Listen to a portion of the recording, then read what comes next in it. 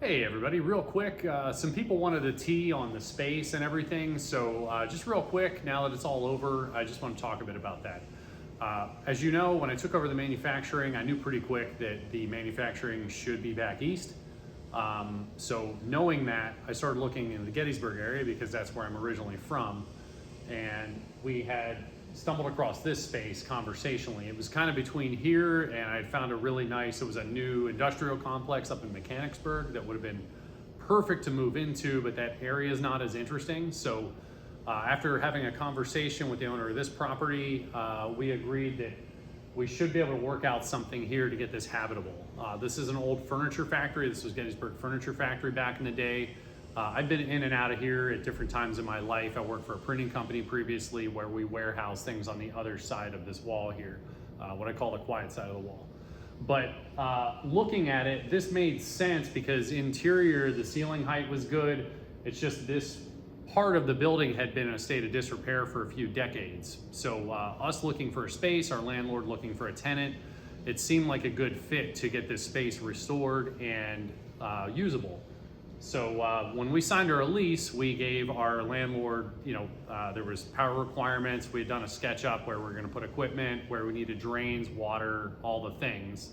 And all that seemed really good. So we signed our lease and they set loose on construction.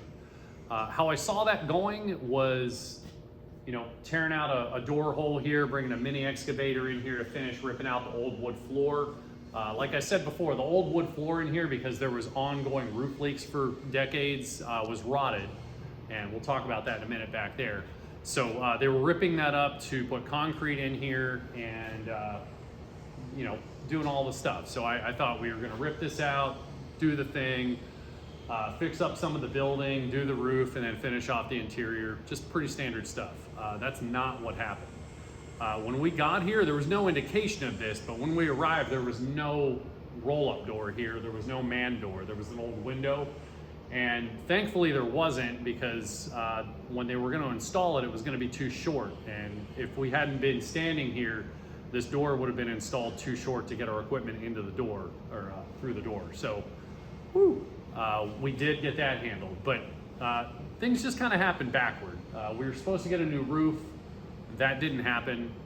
We've got some old rotted insulation in most of the roof. They threw a new EPDM over 2 other roofs. So, if you see mold and stuff around you, it's there. It's just what it is. Is what it is.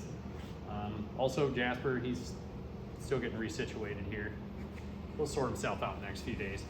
But yeah, so that caused us some moving delays. When we got here, it was like a month and a half. We didn't have any water in the space, so we couldn't get the water jet set up. We couldn't get coolant in the machines, which we didn't have at the power run like they said anyway. So it took month and a half to get all this stuff, a little longer for some of the power, but there were some significant delays moving in because what we thought we were arriving to was not the physical circumstance when we arrived here. So we had 4 tractor trailer loads worth of stuff that we had to put way down at the other end of the complex, in our neighbor's space, and it just became a really long and drawn out process when all I wanted to do was land and get working. If we had had any indication that none of this stuff was done, I would have redirected the trucks to the Mechanicsburg location and just dropped everything there. So just my personal opinion, I think they just wanted to get us here, so then we were here and had to deal with it because they had already got this ball rolling. So, we have this little kitchenette area. If you see the panels open, I'm just pulling old wires. There's conduit with wires that don't go anywhere. So I'm working on pulling some of that stuff out. And over the next few months, we'll finish up this kitchen concept that I wouldn't have put here if I'd have known the situation. But yeah, so I'll just take you back through a walk in the space here. It is a neat old building. It's just, the building has gotten they let it go too long. So this is kind of an uphill battle. And due to some of the poor planning, how things were executed, we arrived, the concrete was just drying and they were finishing out bathrooms, but we hadn't had a new roof on anything. So there's some water leaks in the bathroom in different areas. Everything just kind of happened backward. So now instead of, a toilet and water that makes sense, we have an upflush drain that goes over the whole space when we could have put that in the ground.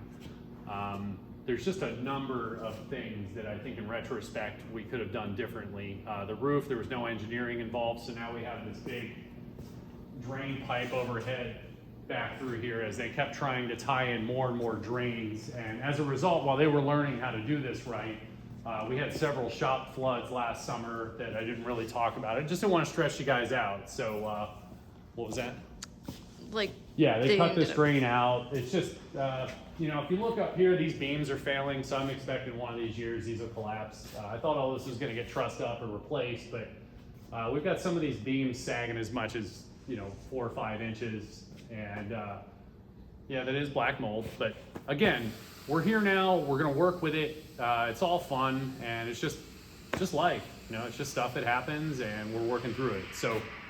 Just coming back here, I'll show you the last bits of it here. Some people had questions about the floor and how to maybe fix that, but I just wanted to give you guys a better idea of what this actually is.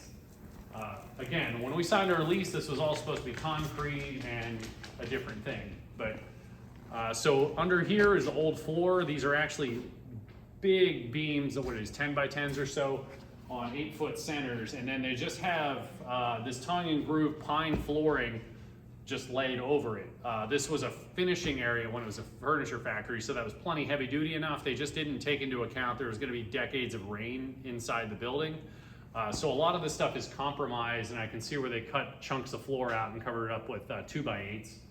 And you know, we were promised an equipment grade wooden floor in lieu of the concrete that they said went out of budget after everything was said and done. So neither of those things happened, so we're just working through it.